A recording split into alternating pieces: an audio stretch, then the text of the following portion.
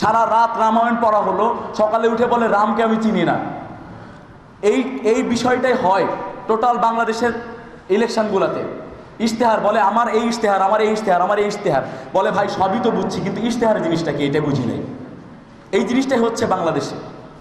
Even বাংলাদেশের যেই campaign system, এটা নিয়েও আমাদের যথেষ্ট আলোচনা আছে। আমি বারবার বলছি যে বাংলাদেশের নির্বাচনী যদি ঐক্যমতে সমাবেশ করা যায়, এখানে মানে গভর্নমেন্টের অনেকে আছেন, যদি ঐক্যমতে সমাবেশ করা যেত, গভর্নমেন্ট আয়োজন করে সেখানে বিএনপির এমপি ক্যান্ডিডেট, জামাতের এমপি ক্যান্ডিডেট, স্বতন্ত্র এমপি ক্যান্ডিডেট, সকল এমপি ক্যান্ডিডেট থাকবে এক মঞ্চে, সেখানে জামাতের সমর্থক, বিএনপির সমর্থক, স্বতন্ত্র সমর্থক সবাই থাকবে।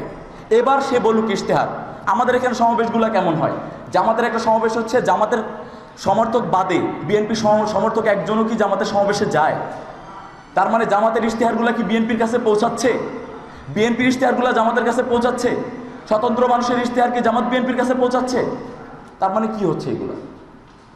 তো বাংলাদেশের ইলেকশন ক্যাম্পেইন সিস্টেম, আবার গণভোটের ক্যাম্পেইন সিস্টেম, টোটালটাই আমার কাছে মনে হইতেছে যে এই বিষয়টা এখন আপনারা যারাই আছেন প্রত্যেকে খুব ভালোভাবে আলোচনা করতে পারবেন। গণভোট কি, কেন দিতে হবে, যদি আমরা আলোচনা করতে পারি।